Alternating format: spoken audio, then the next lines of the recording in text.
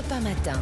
Le club de la presse européen, le chaos tant redouté hier n'a pas eu lieu. Les manifestations étaient moins nombreux dans la rue que jeudi dernier. Est-ce qu'on se dirige vers la sortie de crise? Bon, ça c'est la question que vous lisez partout dans les journaux ce matin. Il y a aussi cette main tendue par Elisabeth Borne. Invitation aux membres de l'intersyndicale. Alors, Laurent Berger a fait savoir qu'il s'y rendrait, mais ses homologues des autres syndicats, pour le moment, veulent en parler entre eux. Ils appellent en tout cas une nouvelle journée de mobilisation jeudi prochain. Alors on va tâcher de prendre un peu de hauteur ce matin. Quelle issue possible à la crise? Vous l'avez peut-être entendu tout à l'heure, Clément Beaune également rendant hommage à Laurent Berger. Ça, ce sont des mots qu'on n'avait pas entendus depuis longtemps. On fera aussi un petit focus sur les forces de l'ordre, clouées au pilori par la gauche, mais ça se retourne un peu contre elles ces dernières heures. Comment en est-on arrivé là? Est-ce qu'il y a un génie français de la crise sociale? Ça, c'est une question pour vous, Mathieu Bocoté. Bonjour. Bonjour. Yves Tréhard est avec nous aussi, le directeur adjoint de la rédaction du Figaro. Bonjour Yves. Bonjour Dimitri, bonjour à tous. D'abord sur les derniers événements, les derniers bougés dans cette crise des retraites. Voyez-vous le début d'une sortie de crise entre cette main tendue, à moitié saisie par Laurent Berger, sur fond de baisse de la mobilisation, essentiellement dû au fait que la grève, ça commence à coûter très cher à beaucoup de gens là. Oui, alors la baisse de la mobilisation, c'est quand même quelque chose qu'il faut prendre en compte, à mon avis, et qui est... C'est peut-être une respiration, Yves. Qui est peut-être une respiration, certes, mais je pense que quand même, il y a un essoufflement, si vous voulez, de la mobilisation dans le pays, qui n'est pas dû uniquement à la peur de rencontrer des violences dans les cortèges, ce qui a dû refroidir certains quand même. De la mobilisation. Après, ou de la colère Pardon? Est-ce qu'il y a une Non, baisse de attends, il y a deux choses. Oui. Il y a d'abord la mobilisation contre cette réforme des retraites. Ça ne veut pas dire que le malaise qui existe à l'intérieur de la société française, lui, a disparu. Il faut, à mon avis, décorréler les deux choses. Et sur la réforme des retraites, permettez-moi, je vais prendre mon risque, comme dirait quelqu'un qui habite l'Élysée, je crois. Je pense qu'on est quand même un peu sur la voie de sortie, et je ne crois pas du tout à la main tendue de Madame Borne à l'intersyndicale, pour la bonne et unique raison, c'est que la seule chose qu'elle peut concéder, à mon avis, qui pourrait satisfaire les syndicats, c'est d'abandonner le recul de l'âge légal à la retraite. Oui, mais ce qui ne sera pas le cas. Attendez, je termine.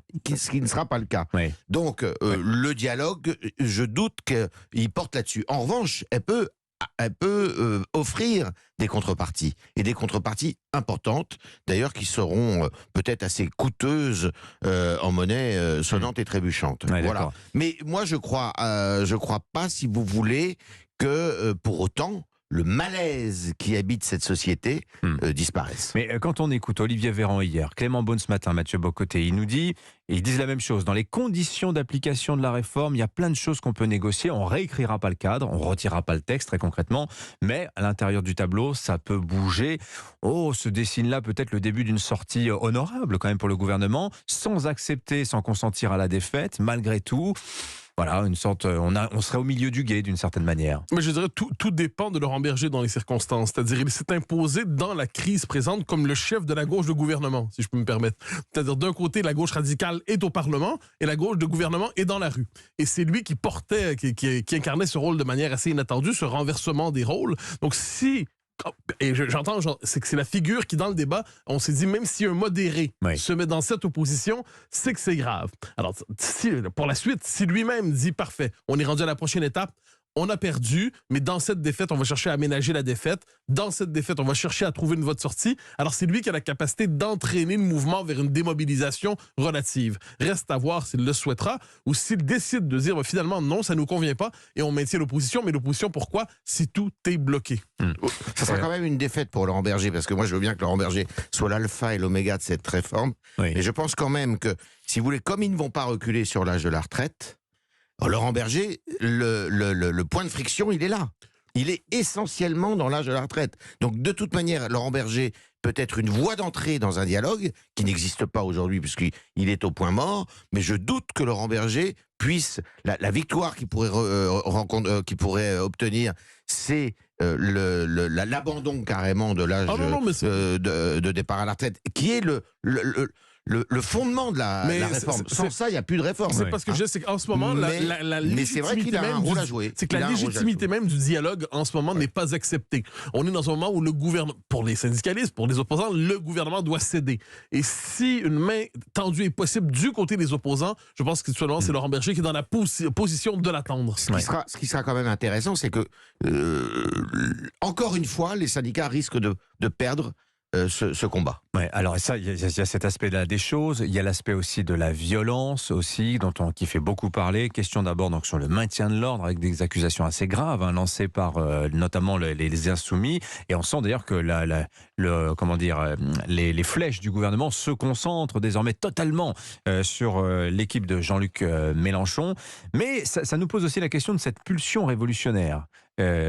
Qui s'est peut-être emparé de la France, Mathieu Bock-Côté. Est-ce que c'est une vue de l'esprit? Est-ce que c'est une idée un peu reçue qu'on a sur le pays, la France régicide, etc., de 1789, ou bien de 1793 plus exactement, ou bien véritablement vous sentez quelque chose le fait qu'il y ait une culture politique révolutionnaire en France, le fait que la montée aux extrêmes fait partie de cette culture politique, le fait que le droit de grève surplombe tous les autres, par exemple dans les moments de crise, ça fait partie de cet imaginaire.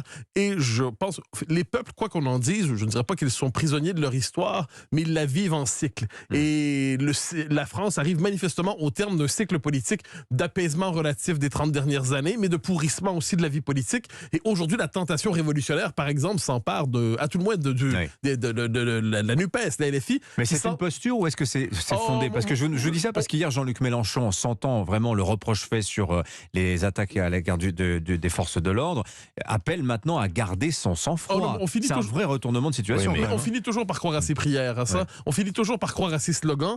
Et cette partie de la gauche qui célèbre 93, qui célèbre Robespierre, qui en appelle à la censure de ses opposants. Et quoi qu'il en soit, Jean-Luc Mélenchon, il n'est pas vraiment dans son rôle lorsqu'il joue au modéré. La tentation de jouer le leader Maximo est trop forte pour lui, elle reviendra.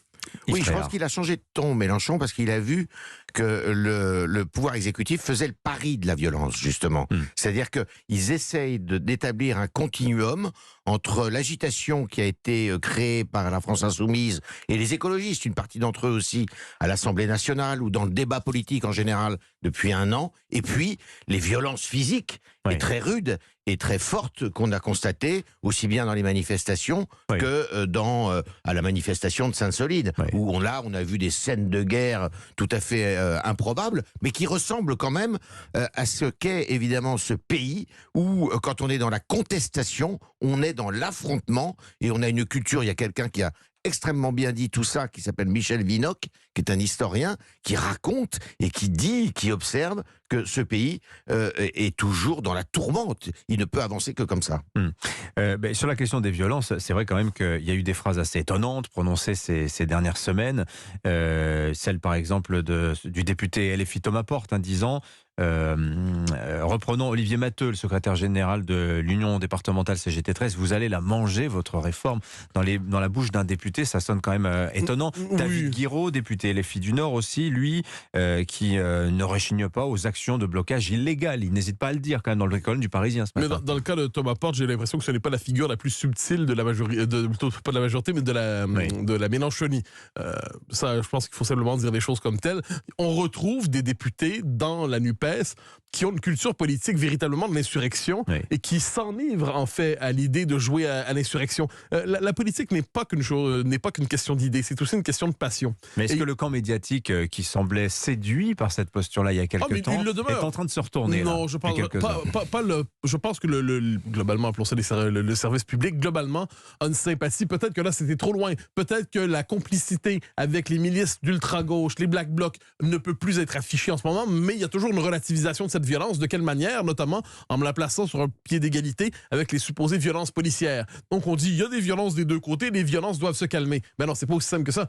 L'autorité de l'État, la violence de l'État est une violence légitime qui doit être modérée, encadrée, tout ça. Mais c'est pas la même chose que la violence des miliciens d'ultra-gauche qui, eux, cherchent objectivement à provoquer le chaos. Oui, ça justifie pas les coups de poing dans la figure ou les insultes, évidemment. Yves Tréhard, peut-être sur ce point-là. La violence policière, effectivement, c'est une rengaine qu'on connaît depuis très longtemps à la gauche de la gauche, et je dirais dans les rangs de la gauche en général.